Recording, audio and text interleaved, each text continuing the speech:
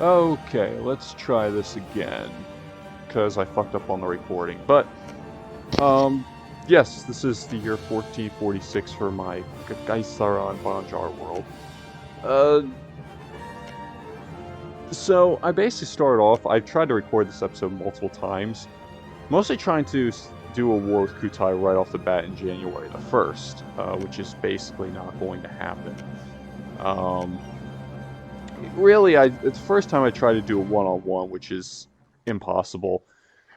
Because Kutai has allies, and one of them is Majapahit, which is, you can see, the Red Nation directly to my south, colonizing or inhabiting most of Java and Bali. Um, so it was impossible because I was just simply outnumbered in terms of troop counts. Um, the second time, I actually tried to get Brunei in on it, but again, a Brunei-Banjar alliance is not enough to subdue uh, Kutai. And we actually conquered in one of the games Kutai, but because Mashpahit and the two other Kutai's allies um, fought on, because of that, uh, I could never actually broker a deal with them in my suing when I sued for peace. So there's really no other way except to get another ally, basically. Um, this is not between Banjar and Kutai. This is the Banjarese alliance versus the Kutai's alliance. That is going to be a make conquering them a real pain in the ass because Kutai is is a big bulwark to Banjar. They keep Kutai keeps Banjar from expanding to other parts of Polynesia and the Indonesian archipelago. But Majapahit is the bulwark that keeps Banjar from conquering Kutai. So the only way to really conquer Kutai is to keep countries like Majapahit busy. And the best way is to get a powerful ally that can match them. So I actually spend the first portion of this year trying to figure out who do I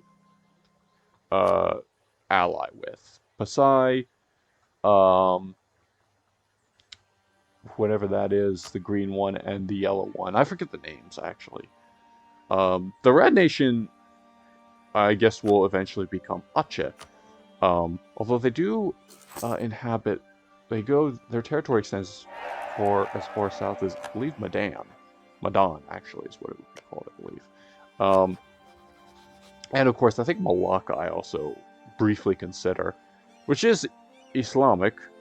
Um, but I think I chose Pasar for some reason. Realistically, what I need is something that can distract Kutai's allies. And Pasai is pretty antagonistic to everyone in Sumatra, so it's kind of the best. So, maybe not the best, but I mean, I can only really, if I ally with Pasar, it's really only a question of everyone else is going to hate me, so. But Pasar is the most powerful, is what I can understand. Improvement in government technology. What do I choose? I mean, probably I'm gonna need, yeah, administrative power. Any kind of progress will do.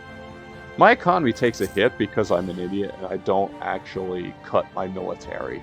My military is still large and really in peacetime, and so it weighs my economy down throughout this game. So, I don't actually get an alliance going with Pasai, but I'm working on it. Hopefully sometime in 1447 I'll be able to actually get an alliance. And then I can take Kutai. I mean, I am okay, by the way, with Brunei just straight up annexing northern Kutai. Like, I'm okay with that, because they're friendly. At some point, we're going to need to go to war with them, but really that's going to have to be something I worry about down the road.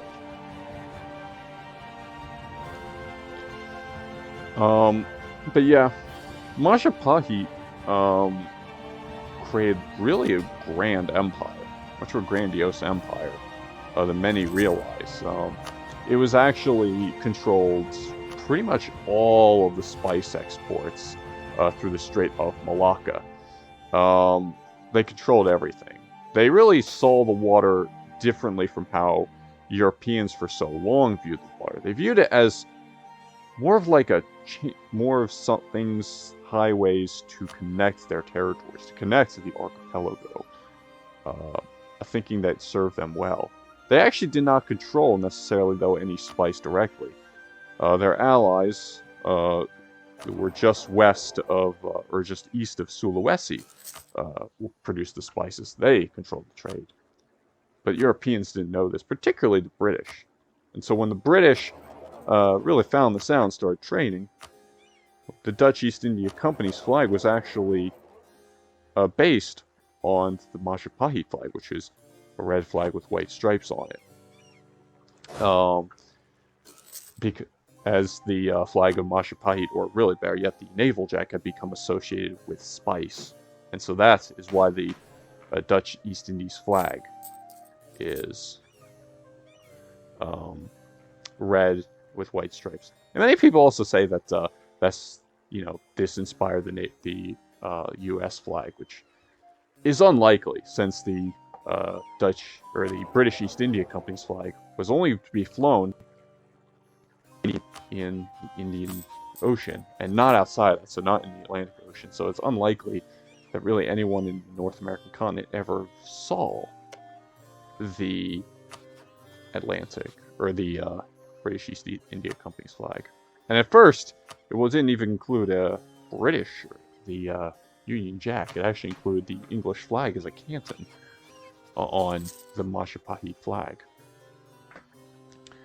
But anyway, of course, we're looking to do that, to create an empire across the Indonesian archipelago. It's very difficult to do. And this kind of comes across as an opportunity here as well. If I had an ally, I could easily go to war with Kutai, because people of Majapahit, are busy with Sunda.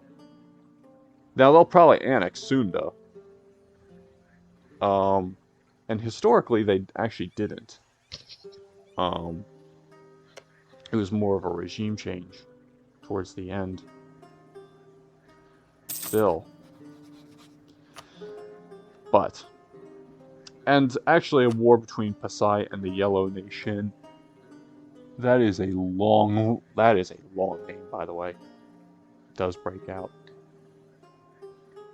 Maybe sometime in 1447 we can finally go to war with Kutai, though I'm not as confident. You can see Pasai is also invading the long-named nation of Sumatra.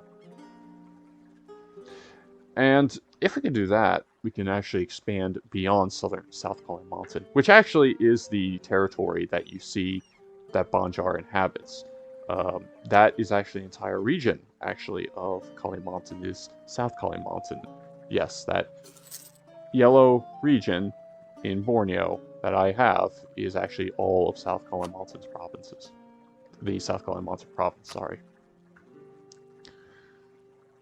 So yeah, it's going to be difficult to break out, especially taking Kutai.